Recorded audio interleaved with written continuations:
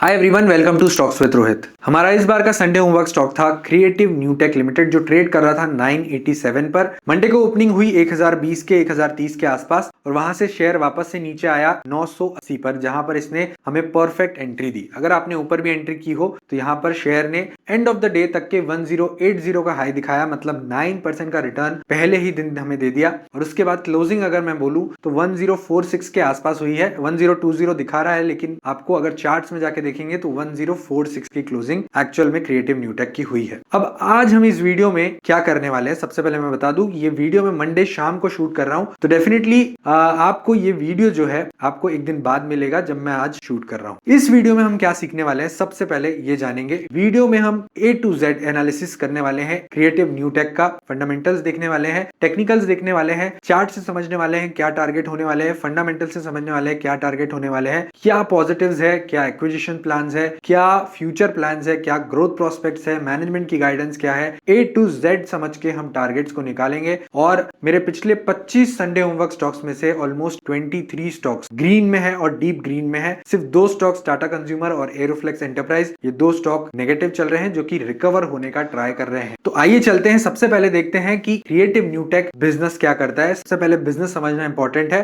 ये एक डिस्ट्रीब्यूटर है IT, imaging, lifestyle and security of branded product. ठीक है, ब्रांडेड प्रोडक्ट्स का डिस्ट्रीब्यूटर है, मतलब एक चैनल है जिसके थ्रू कंपनीज अपने प्रोडक्ट्स को बेच पा रही है, कंपनी अपने प्रोडक्ट्स को इंडिया में लॉन्च कर पा रही है। फॉर एग्जांपल, अगर कोई ग्लोबल ब्रांड है जिसको इंडिया में आना है, जिसको मिडिल ईस्ट में आना है, तो वो संपर्क करेगा क्रिएटिव न्यूटेक से, जो यहाँ पर इनके प्रोडक्ट्स को इंडिया में बेचेगा, साथ साथ में मिडिल ईस्ट में भी बेचेगा। और इसका बेनिफिट क्या होगा? बेनिफिट ये होगा कि साथ में ग्लोबल ब्रांड्स को ये विन मिलेगा कि इनको एक ही बार में अपने प्रोडक्ट्स को लॉन्च करने में इजी होगा इंडिया में और मिडिल ईस्ट में। साथ साथ में इनका जो मार्जिन है, जो सेल कंपनीज करेगी अपने ग्लोबल प्रोडक्ट्स की, डायरेक्ट मार्जिन पे इनको बेनिफिट मिलेगा। मतलब इनका प्रोडक्ट नहीं, इनका ब्रांड नहीं, लेकिन फिर भी इनको प्रॉफिट का एक पोर्शन मिलेगा जरूर। तो आइए चलते हैं, डीप में समझते हैं कि यहाँ पे कंपनी और क्या क्या करती है। तो देखिए, पहले तो पूरा डिस्ट्रीब्यूशन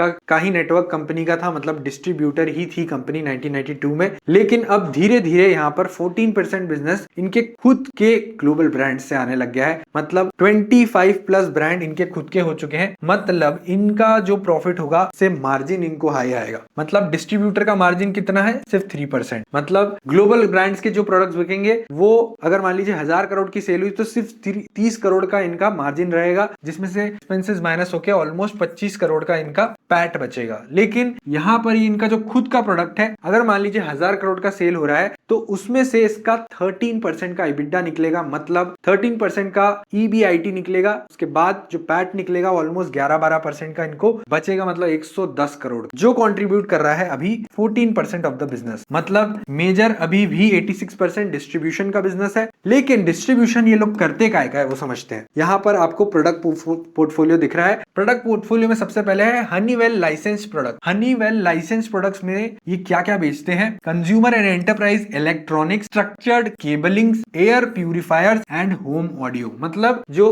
क्लियर यहाँ पर लोग जो कंज्यूमर खरीदते हैं वही वाले प्रोडक्ट्स बेचते हैं। गेमिंग और आईटी में बेचते हैं Cyber Power PC, Cooler Master, MSI, Colorful Tech, PNY, Thermaltake. अभी आपको यहाँ पर प्रोडक्ट्स के नाम पता नहीं होंगे, ये सारे ग्लोबल ब्रांड्स हैं और ग्लोबल प्रोडक्ट्स हैं, लेकिन ये प्रोडक्ट्स गेमिंग और आईटी में बहुत काम आते हैं। Consumer electronics and lifestyle products में Philip digital signage, Panasonic audio, fugitive, Instek, Lexar memory, InVue security, ये सारी चीजें बेचते हैं। और बाकी के प्रोडक्ट्स आप यहाँ पर रीड कर सकते हैं, आपको समझ में आ जाएगा कि कंपनी कौन कौन से प्रोडक्ट्स को डिस्ट्रीब्यूट करती है। प्लस साथ में खुद के जो ग्लोबल ब्रांड्स हैं, खुद के जो ब्रांडेड प्रोडक्ट्स हैं वो भी लॉन्च कर रही है, जिसका 14% का अब मार्केट शेयर इनके सेल्स में आ गया है। अब आपको समझ में आ गया कंपनी करती क्या है। लेकिन अब समझिए कि कंपनी यहाँ पर कितने की है, मतलब मार्केट कैप कितना का है। 1530 करोड़ का मार्केट कैप है, मतलब स्मॉल कैप कंपनी है। स्मॉल कैप के भी नीचे की कंपनी है, मतलब माइक्रो कैप की कंपनी मैं बोलूंगा इसको। नंबर्स एक बार देखते हैं। स्टॉक पी 21 का है, इंडस्ट्री पी भी 21 का है, मतलब यहाँ पर फेयरली वैल्यूड दिखता है। लेकिन अगर आप PG रेशियो देखेंगे तो 0.52 का दिखेगा, क्योंकि यहाँ पर प्रॉफिट प्रॉफिट ग्रोथ बहुत हैंडसम है, इसलिए 0.52 का PEG है यहाँ पर,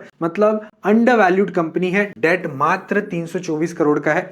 324 करोड़ का इनका रिजर्व्स भी है, इसलिए डेट मैं बोलूंगा इक्वालिटी में है, लेकिन इनका इंटरेस्ट कवरेज रेशियो जो है वो हम चेक करेंगे कि बराबर है या नहीं। प्रमोटर होल्डिंग 57% की है। ROCE अच्छा है, ROE भी अच्छा है, दोनों 15% के ऊपर है, हमारे मैंडेटरी लेवल से दोनों ऊपर है। आगे चलते हैं। अब यहाँ पे आपको क्वार्टरली रिजल्ट्स दिख रहे होंगे। क्वार्टरली रिजल्ट्स में अगर लास्ट 4 क्वार्टर का आप देखोगे तो सेल्स में ग्रेजुअली आपको इंक्रीज दिखा है और स्केल्स इनकी एकदम से स्केल अप हुई है। ये ऐसा क्यों हुआ है वो भी हम समझेंगे। पहली बात तो जो इनको हनीवेल का लाइसेंस मिला है, वो लाइसेंस की वजह से इनका हर 1 मिनट में इनका एक प्रोडक्ट बिका है ऑनलाइन प्लेटफॉर्म, जिसकी वजह से इनका जो सेल हुआ है, जहां से इनको 13% का मार्जिन आता है, वो एकदम से शूट अप हो गया है। और आप देखेंगे अगर यहाँ पर तो 1780 करोड़ की सेल्स से 27 करोड़ की सेल तक के ये पहुंच गए हैं। मार्जिन इंटैक्ट है, मार्जिन बढ़ते जाएंगे जब इनके खुद के ब्रांडेड प्रोडक्ट से यहाँ पर सेल्स का जो परसेंटेज है वो बढ़ते जाएगा। अभी सिर्फ इसमें 14% का शेयर है, इसलिए यहाँ पे आपको मार्जिन में एज सच इतना इंक्रीमेंट नहीं दिख रहा है, लेकिन धीरे धीरे यहाँ पर आपको इंक्रीमेंट दिखने लगेगा। ये पर्टिकुलर पैट आप देखोगे तो पैट 53 करोड़ से 70 करोड़ हो गया है, और इनका जो इंटरेस्ट है वो बड़ा जरूर है, लेकिन interest coverage ratio almost 70 divide by 20 almost 3.5 के ऊपर आ रहा है। तो यहाँ पर इंटरेस्ट कवरेज रेशो से भी कोई प्रॉब्लम यहाँ पर नहीं दिखती है। यस, एक नेगेटिव है कंपनी का यहाँ पर कैश फ्लो।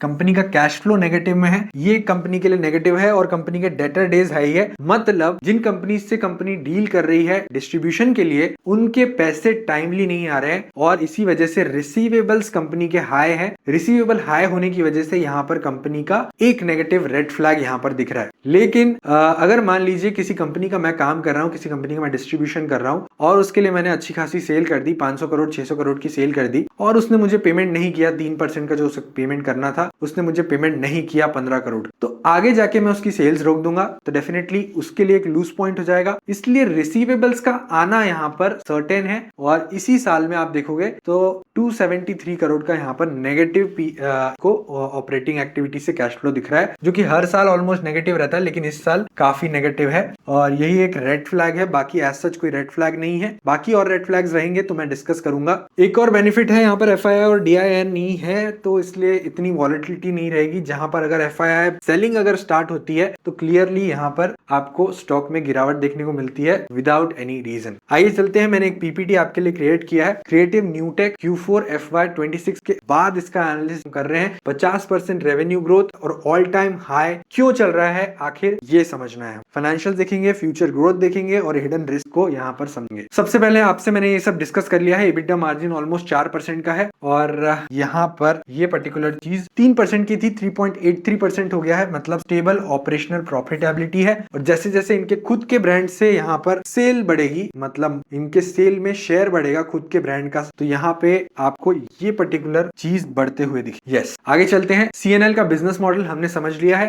इनका डिस्ट्रीब्यूशन से 86% आता है, 14% यहाँ पर ब्रांडेड बिजनेस से आता है। इनका जो प्रॉफिट ड्राइवर है, ग्लोबल ब्रांड्स को इंडिया और मिडिल ईस्ट में लॉन्च करने का काम है। हनीवेल लाइसेंसिंग के थ्रू 38+ कंट्रीज में पहुंच चुके हैं और साइबर पावर प्रोवाइड करते हैं। इनका EBITDA मार्जिन 13% का है, which is high as compare to the distribution part, जो कि 2 से 3% का है, लेकिन इसमें वॉल्यूम बहुत ज्यादा है, मतलब मेजॉरिटी 86% सेल यहां से आती है। आगे चलेंगे, ग्रोथ कहां से आ रही है, द डिमांड स्टोरी। सबसे पहले इसके 3 पिलर है। पहला है कंज्यूमर, मतलब हनीवेल के जो प्रोडक्ट्स है, हनीवेल का जो लाइसेंस मिला है, इसकी वजह से इंडिया क्विक कॉमर्स में 100% की ग्रोथ है, और FY26 में ऑनलाइन हर 60 सेकंड में एक प्रोडक्ट बिका है। ये मैं आपको बता चुका हूं, पहला ग्रोथ ड्राइवर। और ये पर्टिकुलर चीज बढ़ेगी तो इनका मार्जिन जहां पर ज्यादा है वहां पर सेल्स बढ़ते जाएगी, जिसकी वजह से प्रॉफिटेबिलिटी बहुत तेजी से इनकी बढ़ेगी। गवर्नमेंट का AI, ड्रोन, साइबर सिक्योरिटी पर भारी पुश है, जिसके प्रोडक्ट ये डिस्ट्रीब्यूट करते हैं। नेशनल सिक्योरिटी के कारण फॉरेन प्लेयर्स अलाउड नहीं है, इसलिए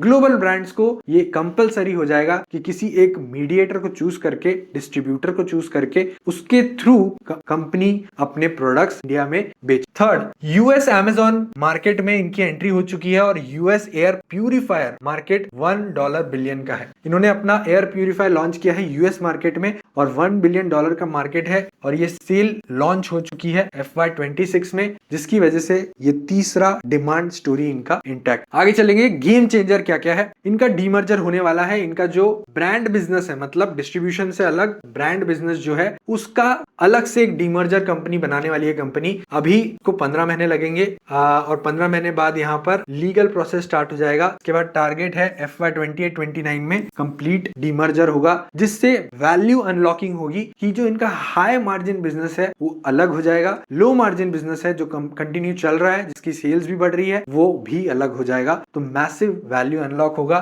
जो ब्रांड बिजनेस है वो 30 से 40 PE तक जा सकता है, जो कि अभी ट्रेड कर रहा है ऑलमोस्ट 21 के भी नीचे। तो यहाँ पर बड़ा वैल्यू अनलॉक यहाँ पर देखने को मिल सकता है। डिस्ट्रीब्यूटर से टेक प्लेटफॉर्म बनने का सफर, पहला स्टेज था इनका द मूव। इन्फिनोवा एक्विजिशन किया है इन्होंने जुलाई 2026 में, 33 करोड़ में 100% एक्वायर किया है। ये टेक प्लेटफॉर्म कंपनी थी जो कि इन्होंने खरीदी। स्टेज 2 सिर्फ डिस्ट्रीब्यूशन नहीं, अब make in India surveillance take platform बनेगा क्रिएटिव न्यूटेक। और स्टेज 3 है द एग्जीक्यूशन। वोजोयो वर्चुअल लॉन्च करेगा, मई 2026 में हो चुका है। यूएस और इंडिया में ओन ब्रांड लॉन्च करेगा। वोजोयो मैंने आपको बताया एयर प्यूरिफायर का ब्रांड है इनका वोजोयो, जो कि इन्होंने लॉन्च किया है यूएस मार्केट में, जिसका टोटल वैल्यूएशन है $1 बिलियन का मार्केट है फॉर एयर प्यूरिफायर। टारगेट पहले 12 महीनों में 80 से 100 करोड़ का रेवेन्यू टारगेट है इनका, जो कि आपको इस साल में आते हुए दिखता है। अभी कंपनी ने रिजल्ट की डेट अनाउंस नहीं करी है, लेकिन रिजल्ट में हमको बहुत कुछ समझेगा कि कंपनी ने जो बोला है क्या वो एक्चुअल में कर पा रही है या फिर नहीं। अब कंपनी ने क्या बोला है वो समझते हैं। सबसे पहले 52 वीक लो था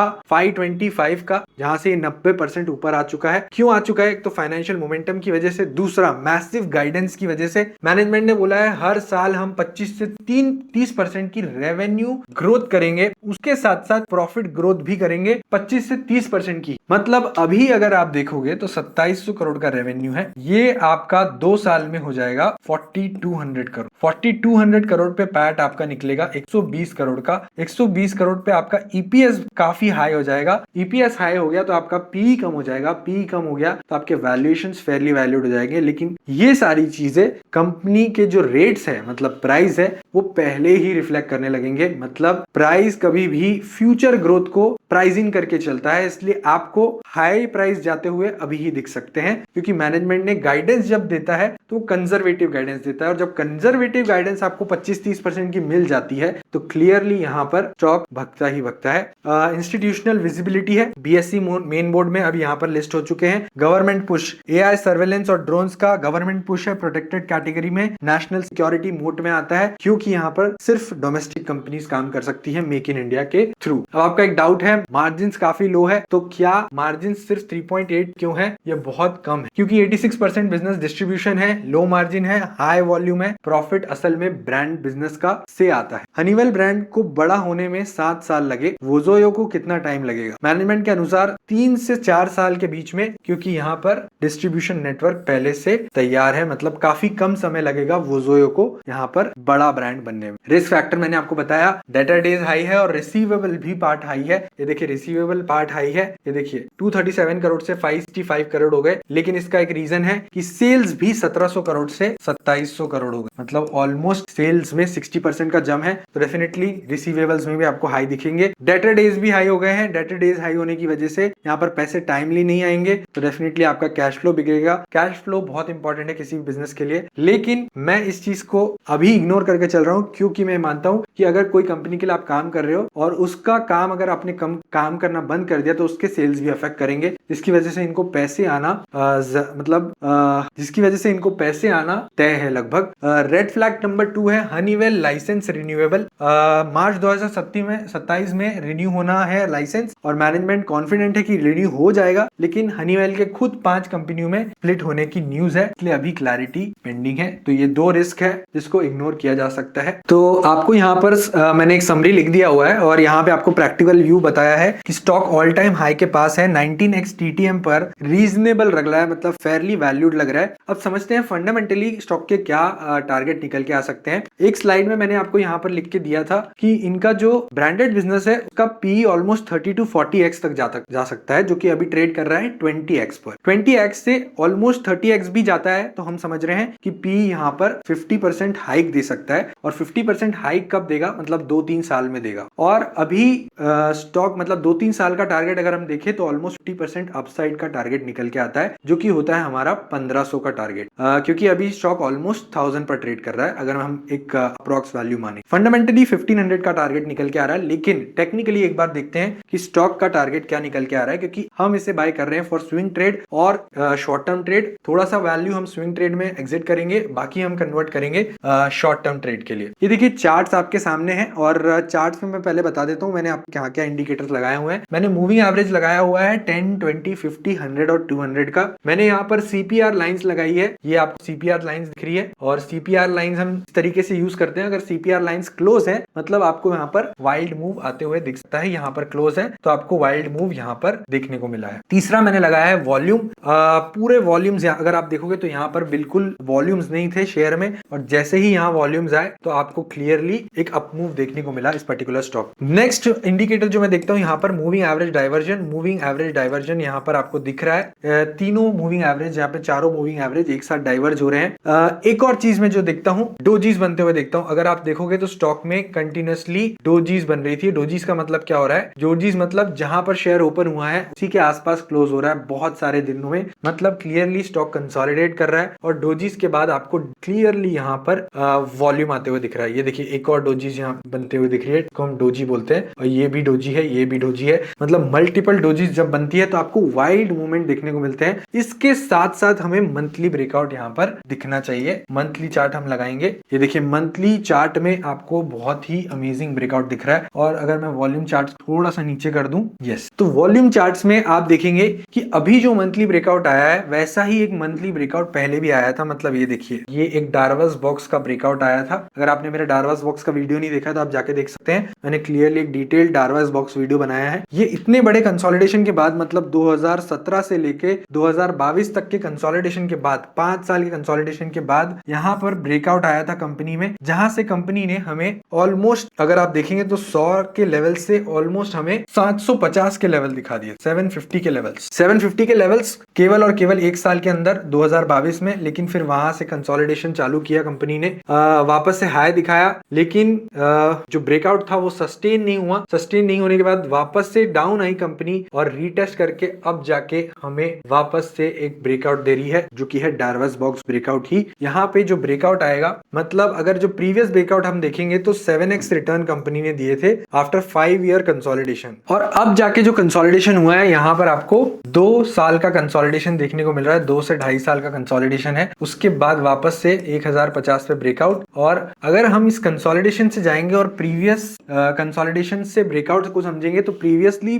5 साल के कंसोलिडेशन के बाद यहाँ पर आपको 7x का रिटर्न मिला था शेयर में, लेकिन वो एक स्टार्टिंग फेज था, वहां पर वैल्यू अनलॉकिंग हुई थी। अब यहाँ पर कंपनी का ग्रोथ फेज है, ग्रोथ फेज में एक्सपेक्ट कर रही है मैनेजमेंट 25-30% का ग्रोथ टारगेट। तो अब उस हिसाब से अगर हम टारगेट देखेंगे तो टेक्निकली निकल के आ रहे हैं यहाँ पर 1500 के शॉर्ट टर्म टारगेट, जो कि हमारे अल्टीमेट टारगेट होंगे फॉर शॉर्ट टर्म ट्रेड। लेकिन स्विंग के लिए हम इसका हाफ टारगेट समझेंगे 1250, क्योंकि मार्केट में भी वॉलेटिलिटी बनी हुई है, इसलिए 1250 पे 50% यहाँ पर हम ट्रेड को हटाएंगे, बाकी का 50% हम होल्ड करेंगे 1500 टारगेट्स के लिए, जो कि इसके फंडामेंटल टारगेट्स भी निकल के आ रहे हैं। और स्विंग टारगेट हमारे रहेंगे 1250 के। एंट्री हमारी हुई है 987 के पास। ये था detailed analysis creative new take का। अगर आपको ये एनालिसिस पसंद आया हो तो कमेंट सेक्शन में अपनी प्रतिक्रियाएं बिल्कुल दीजिएगा, और ऐसे ही वीडियोस के लिए मुझे फॉलो जरूर कर लीजिएगा और देखते रहिए स्टॉक्स विद रोहित।